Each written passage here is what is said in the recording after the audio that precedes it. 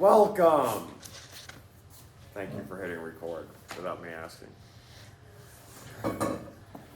So, this material is from 18.5, which is the very last section of chapter 18. I kind of skipped over 18.3 and 18.4. Those two sections go a lot deeper into gene expression than I think we really need to go, and that is really necessary for understanding at least the general concepts here. But I did want to come back to this section and make sure to touch on it before we finish this unit, because it's about cancer and how gene expression relates to cancer. And there are some pretty specific terms that we can hit on, even one that I kind of skipped over, but I can kind of go back and discuss the term and then explain how it relates to cancer, so you see both the term and its relationship to the end of this unit. The test is a week from tomorrow, and like I said, we will review for Monday and Wednesday, and then have the test Friday. And then, after that, we will spend a whole month, the whole month of March, on Unit 7, which is evolution. We will have a test right before spring break, and then when we get back, we will wrap up the entire curriculum pretty quickly, and we'll get into AP exam practice and pig dissection. So we'll have both of those things. After this, I'll give you time to work on the AP classroom stuff and make sure you've turned in anything that you haven't turned in. So, we've talked a little bit about what cancer is. I have told you in the past that due to some kind of genetic problem or change, typically a mutation, you can have your own cells reproduce at an uncontrolled rate. And when you have a mass or cluster of your own cells all reproducing out of control together, what do we call that? Cancer. Or tumor. That's what a tumor is. That's a cancerous tumor. That's right. So we're going to kind of go back to this topic, but we're going to look at how gene expression actually affects this and kind of take another look at possible mutations. I even have a few specific genes, like named genes, that we're going to talk about. But before we get there, some basics. You have what are called proto-oncogenes. And that term is right here. And this is probably the first time this year I've had slides that actually have writing. You have access to these slides, so please don't write every word down. But some of these terms, you might want to just jot the term down to remind yourself to look at it later. Proto-oncogenes. It's a weird word.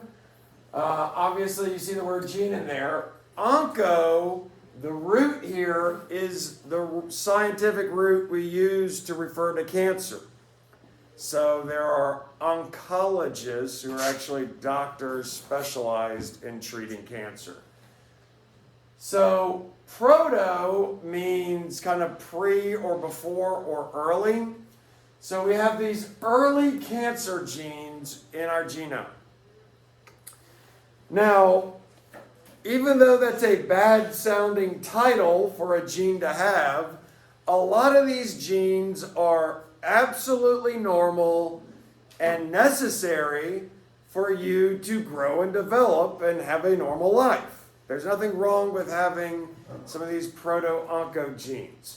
For the most part, and they talk about it in here in this text, but just to kind of summarize or give you a different angle on the idea, for the most part, these proto-oncogenes exist because they make chemicals, protein chemicals, either enzymes or some kind of signaling protein, that tells your cells they need to divide. And what process do normal body diploid cells use to divide into multiple cells? That's mitosis. So basically, you need to have mitosis occurring throughout your body, throughout your life, at least like in your skin cells and things like that. And these proto-oncogenes are typically the genes that contribute to controlling that mitotic process in your body, controlling mitosis. The problem with cancer is that your genetics, your DNA sequences can be altered through mutation, all right? So if one of these proto-oncogenes is changed at some point in a cell in your body, throughout any point in your life, that gene could then turn into what we call an oncogene. And an oncogene is just a cancer gene. It's a gene that's causing the cancer. Now, there's a lot of ways that this problem can arise. I know so far, when it comes to mutations, we basically talked about a point mutation where a letter is changed to another letter.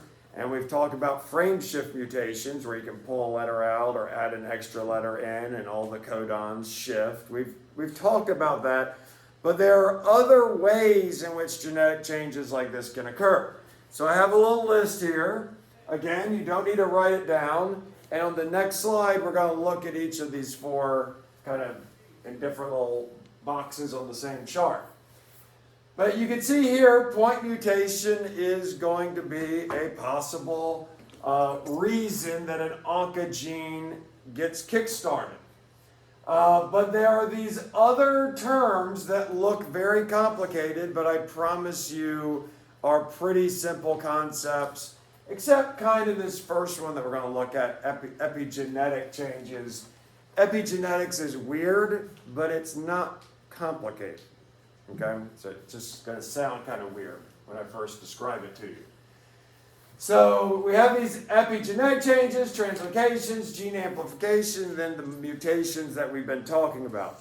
These are going to be four major kind of classifications of problems that can arise in your genetic code that can lead to a proto-oncogene, a normal gene, getting changed in a way that makes it an oncogene, a gene that's actually expressing itself and causing cancer as part of that expression. So, if you are trying to write these four down, I'm going to move on because they're also written on the next slide. So, you can continue if you want to list them out in your notes.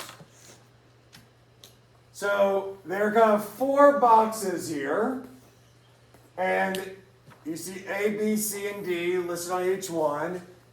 Epigenetic changes, translocation, gene amplification, and point mutation. Those are the four from the list we just looked at.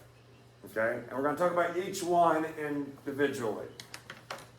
Some of these are general concepts that don't have to be related to cancer.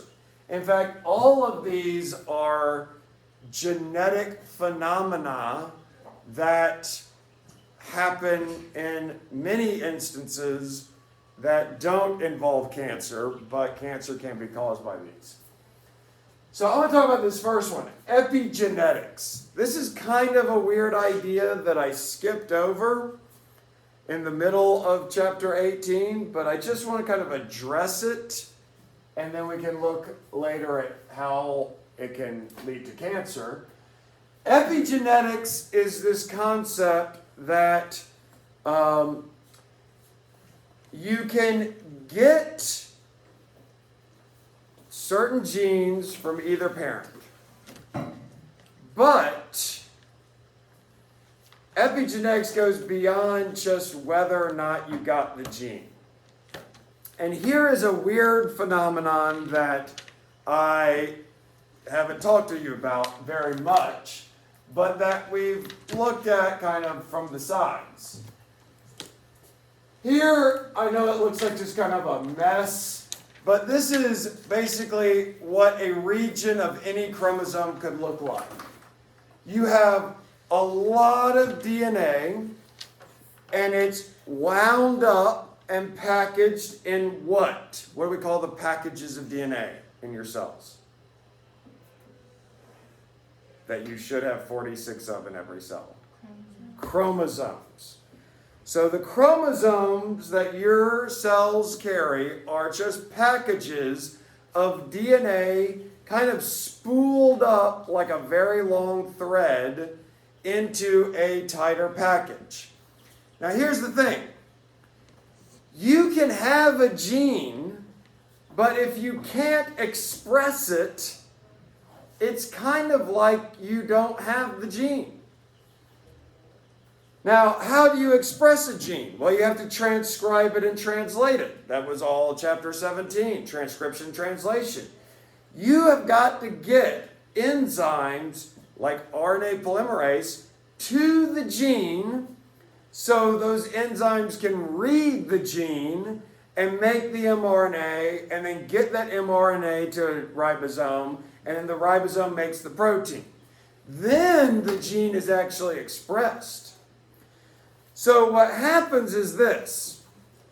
The more tightly bound or wound, you could use either term, I guess, but the tighter the chromosome is packaged, the harder it is to get to the gene. The looser the chromosome is packaged, the easier it can be to get to the gene. You have to kind of unwind the chromosome a little bit, loosen up that package, get to the thread that has the gene, and read it for you to express the gene. Well, how tight your chromosomes are wound up is actually something that can be passed on to you and that you can pass on to your child. It's not a matter of passing a gene on. You're kind of passing this more abstract concept of how tightly packaged the genes are. And this can change from one generation to the next. So you can have many generations of grandparent, parent to child. You can come from a line of people that normally express some kind of gene. And then in your parent, for one reason or another, that chromosome that gene is on could be very tightly packaged and then given to you. And that tightly packaged chromosome might not be able to express the gene as easily. So you have it, you're just not accessing it. And that's the concept of epigenetics. So let's say you have a proto-oncogene, a gene that, if the expression of that gene doesn't go correctly, could lead to cancer. Well, if you have that gene on a region in your chromosomes that's kind of loosely packaged, then you might be reading that gene too often. So if this proto-oncogene is easy to get to and easy to read, your cells may start reading it too much. Kind of weird.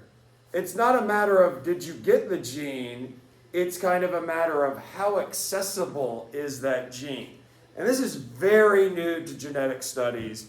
And one thing we have found is folic acid, which if you look at a bag of potato chips or a box of cereal, you'll see some folic acid has been sprayed on some of these processed food products. And they do that because folic acid is a chemical that you need to have in your diet that can actually allow your chromosomes to wrap up and package correctly. So they encourage women that are trying to get pregnant or that are pregnant to take folic acid to kind of make sure no kind of unusual epigenetic changes, no chromosome packaging issues take place. Now, in the example of cancer, you might have a gene that produces a protein that is going to stimulate mitosis, cause cells to divide. Well, if that gene is in a region of a chromosome that's loosely packaged and easy to read and get to, you might start making too many of these proteins that encourage cell division. And that might not be something that a parent had. It's just in you that gene is a little easier to get to and read. Or the other way, your parent might have this gene in a very accessible location on a chromosome, and it could cause cancer in a parent, but then your chromosome was packaged normally and properly wound up, and you don't read it too often. So it's a really weird idea. It's a very new idea in genetics, but it's a very real idea. Okay, then we have what's called translocation. So sometimes a gene will actually be moved to a different location on the chromosome.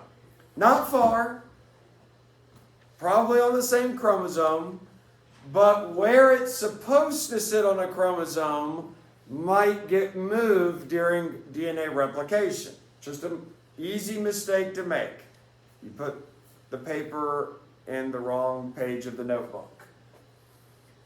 Now, if you translocate or move a gene, it's possible that that gene finds itself close to a different promoter. And this is what coming from last class. Promoters are regions right before a gene that promote reading or expressing of that gene. So if you take a proto-oncogene and move it near a promoter that's really active, that gene becomes active.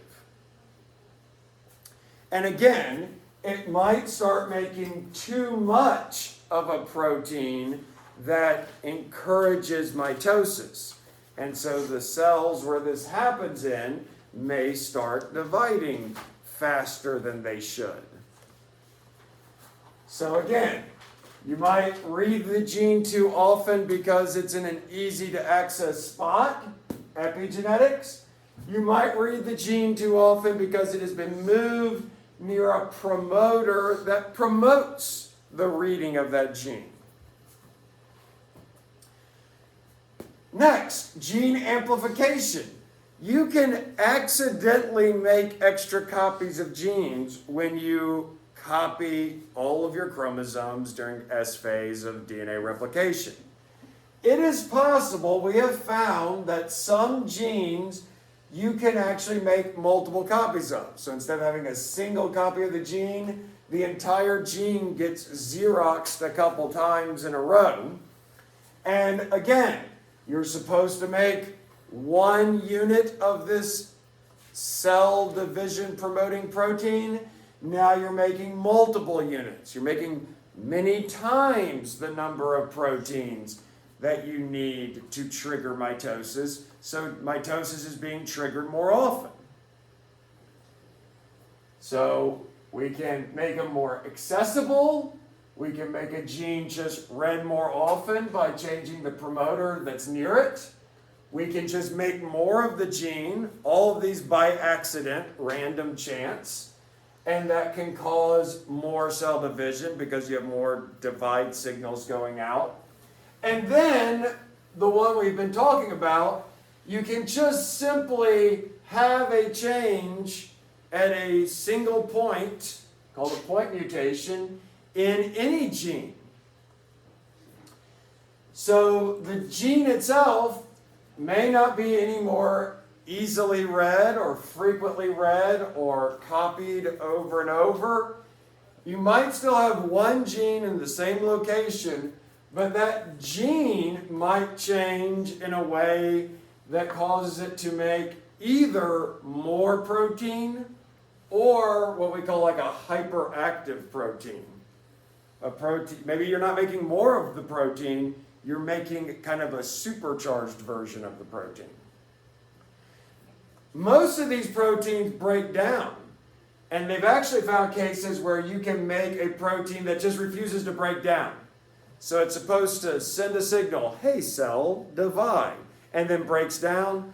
Well, sometimes you can create these proteins that go, hey cell, divide, and then it doesn't break down, so a moment later it goes, hey cell, divide, hey cell, divide, and just keep sending that same signal without degrading. So there's a lot of potential causes for these oncogenes kind of arising from the normal functioning proto-oncogene. And I'm going to tell you, a lot of it has to do, a lot of these mistakes have to do with nutrition and exposing yourself to chemicals or other environmental factors like UV light from the sun, things like that. Okay, so I don't want to spend too much time on all of this, but there is another class of genes that you have. There are genes that we call tumor suppressor genes. And these are genes, and again, don't write all this down, but these are genes that have jobs that would normally prevent cancer one way or another. So maybe a damaged piece of DNA is supposed to be fixed by a protein that a gene makes. There's a lot of signaling between cells, and when you have a cancerous tumor, some of those signals get thrown off because cells aren't positioned where they're supposed to be. So how cells actually stick to each other can kind of exacerbate a tumor. And of course, all of this deals with signaling. So a lot of times these tumor suppressor genes, they just make proteins that instead of saying, hey cell, divide, they say, don't divide. So there are genes that you have that tell cells to chill out and not divide, not undergo mitosis. So if a gene does really any of these things, then it can be put in this class of tumor suppressor genes, basically genes that make proteins that just make cancer less likely because they tend to promote correcting genetic errors and preventing cells from dividing. So I want to look at two specific genes, two pathways.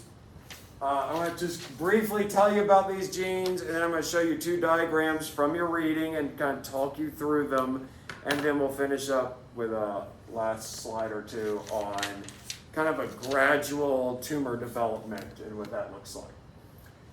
So I almost decided not to cover this, but the AP exam is so fond of asking you questions about some specific gene that you've never heard of, and then telling you about it, and then giving you some example of something that goes wrong, and then having you propose what might happen as a result, or to interpret data about a gene. So I wanted you to see some examples of actual gene names. And there are two genes I want to look at. The RAS gene and the P53 gene. RAS is, and this gives you an idea as to how they come up with these names, and usually they're like three letters, three-letter abbreviations for these genes. RAS stands for rat sarcoma. Sarcoma is a unique type of cancer. These RAS genes were discovered in rats that had this sarcoma cancer. So it stands for rat sarcoma or RAS. That's how a lot of these genes are named. Just some weird background info about the gene, kind of used to make a little quick abbreviation. So this RAS gene, we have RAS genes that can create these RAS proteins. And basically, they are an important protein in a signaling process. And if that gene gets changed, which we're going to see here, then you can see the development of cancer. So normally you would have some sort of signal to a cell that tells it to divide. There is this RAS protein, if you recall the G protein receptors that we talked about in like Unit 4. These RAS proteins are responsible for basically reading a signal and then sending a series of signals to your DNA to make a protein that tells the cell when it should divide. Now, this RAS gene can be mutated in a hyperactive way, giving it a hyperactive form, where it essentially amplifies the division signal. So instead of saying, oh, you want to divide? Hey, divide. It goes, we're going to divide! And it really supercharges this signal. It builds up this, what they call a cascade, signal cascade. And instead of just a few proteins being transcribed, you get more than the normal amount. So you get more than the normal amount of division because of these chemicals that signal for a cell to divide. So this is an example of a protein that's changed because of some sort of mutation and simply results in more division signals being sent to a cluster of cells, which is what, the base root of cancer is. The other protein, P53, is actually one of these tumor suppressor genes. And here's a quick diagram of how it works. So, any cell could get some DNA damage. You go out in the sun has damaging, radiation that it sends out in the form of ultraviolet radiation, UV light. UV light is really good at breaking DNA. Okay? Well, normally if DNA gets broken, you have this P53 gene that can basically identify that there is an error, and it will prevent that cell from dividing.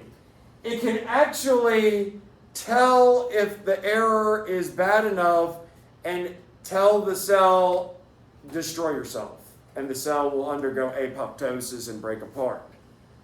So this is a gene that creates a protein that essentially keeps an eye on cells, corrects errors, and eliminates the error or the cell itself if the error is too great.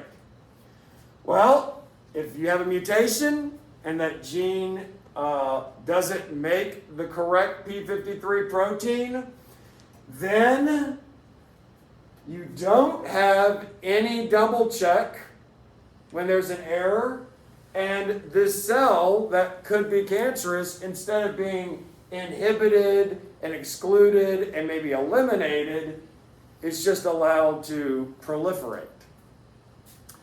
By the way, P53 is a unit of measurement that we use to determine how big a protein is. And that's what they went with for its name. If I ever discover a gene, I'm just going to call it the HUD gene. And when people ask, it's just because I discovered it. Name it after yourself. Okay, finally, and these are the last two slides. not many cancers are actually caused by one mutation. Usually it's multiple mistakes that have to be made in order for a single cell to eventually lead to kind of a fully cancerous state. So again, there's a lot of writing here, but basically the idea is most of the time you have small changes that kind of prime a cell to become cancerous, and then another change later kind of breaks the dam and the cell starts reproducing uncontrollably. And that's what this last slide here is. This last slide is talking about colorectal cancer. Now, if you're not familiar with these terms, the colon is basically your large intestine. It's the last, 3 to 5 feet of your intestines. It ends in a pocket called the rectum. So, cells in your colon, in this last stretch of your intestines, those cells, for some reason, tend to turn cancerous more often than most other cells. I think this is one of the most common cancers that we know of. But basically, the wall of your intestines is just tissue made up of a bunch of cells all stuck together. And you can get a single mutation that can hurt some sort of suppressor gene. And as a result, you could just get kind of almost like a mole on your skin, but probably bigger. You can get just kind of a cluster of cells that just shouldn't be there. And we call them polyps. You might have heard a parent or a grandparent talk about these. When you turn 50, which means I have 5 years before this, you should go to the doctor every couple of years and get a colonoscopy, where they basically have a camera on a tube that goes up and the doctor gets a video tour, kind of a TikTok of your colon. And they look for these little polyps. And these polyps basically indicate that you've got a little cluster of cells there that aren't in total control of their division. But it's really not until other oncogenes become active and other suppressor genes become inactive that you really get much growth on these polyps, and then you need further mutations before the polyp really turns into something that can damage your intestines and even cause so much continuous growth that it could spread. So you kind of have these pre-cancer growths that are the result of, a gene had a mutation that's not great but not life-threatening, and then those mutations, if they add up and all occur within this cluster of cells, can actually lead to what we call a malignant tumor, a bad tumor that can hurt you and spread. So, it's all based on reading genes, which is all that chapter 17 was about, and chapter 18 went into more detail on, and it's all based on your genetics and your DNA, which is what chapter 16 was about. And a week from tomorrow, Friday of next week, you will have your test on this unit. So you can stop the video